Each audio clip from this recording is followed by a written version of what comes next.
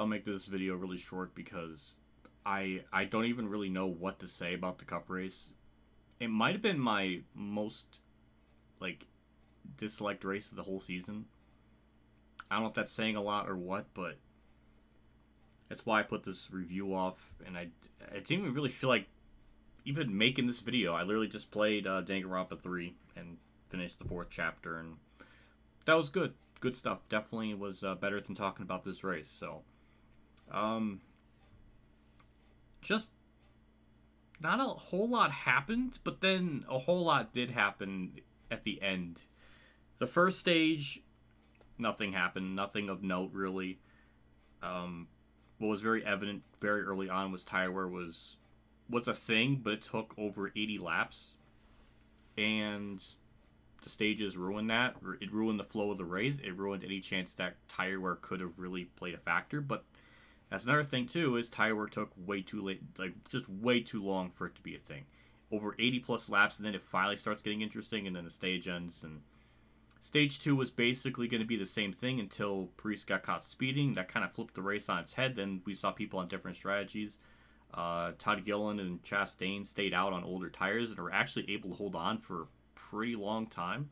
So that really goes to show just how little tire wear mattered.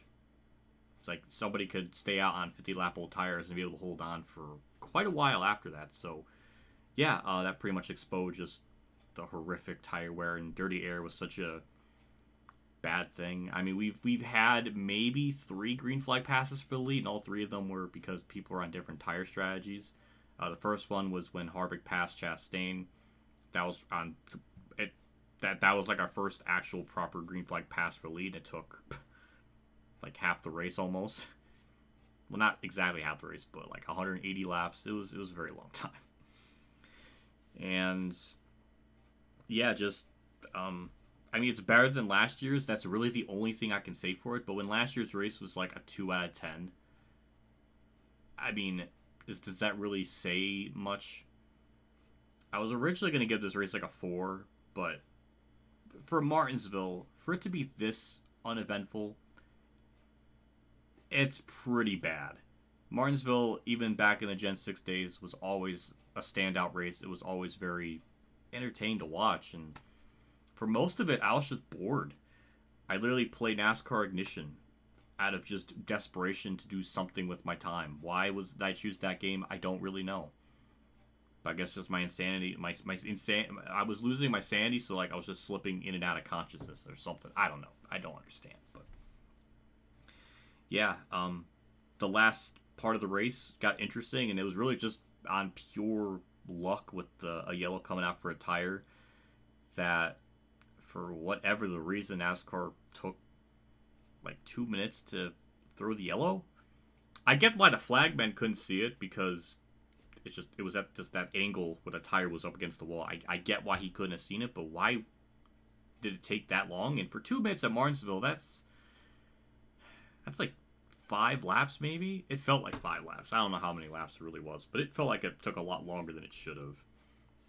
And because of that, there were some people that stayed out, and just it flipped the race on its head. People that didn't run good all day, like Logano, ended up getting second because, of course, he has to finish well to, yeah.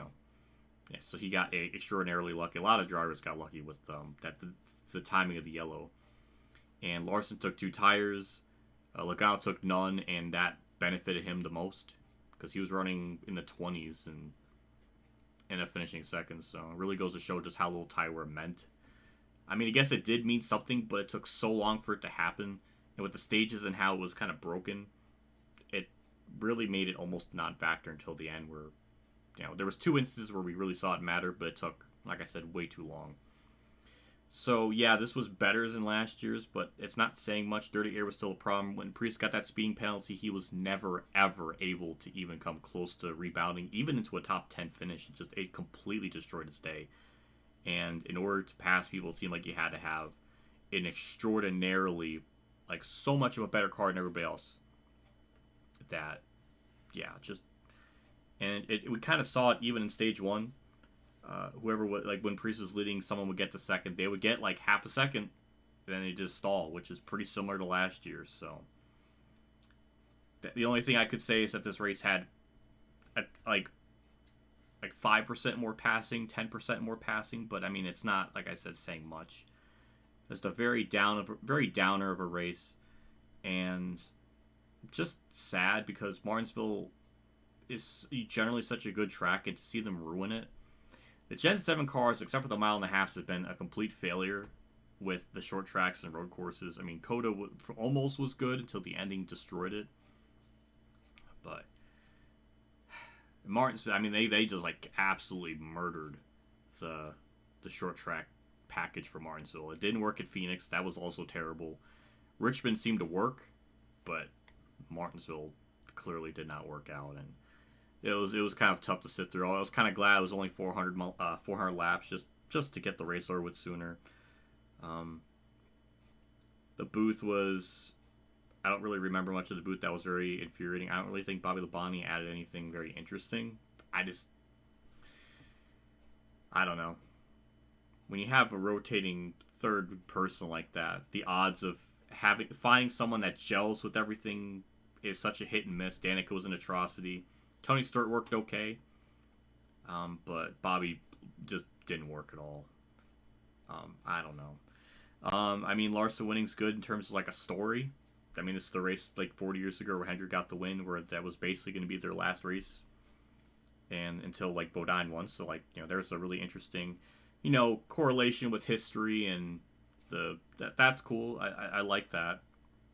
It's not going to elevate the race to like a, you know, way better rating, but yeah, it's just very tedious to sit through, and it's frustrating when most of the races this year, except for two, have been like really good.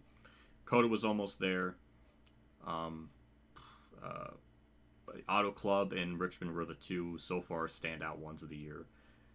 So I don't know. Talladega's gonna be next. That's probably not gonna be all too well either for me. Maybe it will. I mean, it can't be much worse than this. I mean, at least there was like, I don't know. It's just a frustrating race to watch, knowing that dirty air was such a monumental problem, more than it really should at a track like Martinsville. So, you know, it's just in terms of the package at this track, it's a complete failure, and I have no hope for the fall Martinsville race. I have no expectation, and no Ross Chastain yeeting it into, you know, the outside wall gonna elevate that race, because that's not a thing you can do anymore. Also, another tangent. Fox actually showed like people's reactions to the Chastain wall ride, and he actually used Moots' clip, which is cool. I'm happy for that. But one, why did they use like an Instagram like watermark? Like, why did they have to gaslight the narrative of he was streaming it on Instagram when he clearly wasn't? And why did they fudge the numbers of how many people were watching? Why did they put in 1,300? Why did that matter? Were they just trying to inflate the numbers to make it seem like, oh, there was just a lot of people tuning in for that particular moment? They wanted to make it look impressive, but all they really needed to do was literally just take this clip, put like an of where like this clip was from, and then that's it. Why do they have to make it seem like there was more people watching than what it was? Why couldn't they just? There's some fuckery going on with that. I'm not a fan of that, and how they like try to present it or try to twist the context, because that's just like there's just no net. It's one of those things where it just wasn't necessary to do that. That was weird. I don't understand that. But it was cool he was on TV. That was pretty cool. But yeah, that's my thoughts. I don't even know what on earth else I could possibly say that can make. I mean, we're not even at 10 minutes. I did say this wasn't going to be a long one, but it's almost the same length as my other one, so I don't know. I'm done. Trucks. I guess we could talk about the truck race. They botched the tires. I don't care. I mean, most of that was a shit show because most of it was under yellow, and it seemed like they didn't know when to throw the yellow for the rain, the tires. Then people pit. They make them pit so they can't do strategy when people can be on like the wets and slicks, so it just defeats the whole purpose. Give the teams options of when they want to have it switched to the other compound. It's stupid. I don't know. Xfinity apparently was good, but I didn't see it. I just was not in the right. I talked about it in my stream. I don't want to get into it here, but I was just not in that. I was going through some shit, so it's just I just was not in the mood, so I missed it. But apparently it was fine. Probably the standout race of the weekend, which I guess doesn't really have much competition. When a truck race, most of that was ran under yellow, and the Cup race was super underwhelming. So I guess by a process of elimination, probably Xfinity was the standout one of the weekend. So I don't know. I'm done. I got nothing. I'm just very very disappointing race. 3 out of 10. Um, I was gonna give it a 4, but just thinking about it and like the standard Martinsville has set, it really is just that disappointing to me. Um, it was better than last year's because I think last year I might have given it like a 2. So that's like the only thing I can give for it. So yeah, I don't know. I'm done. That's all I gotta say. Take care.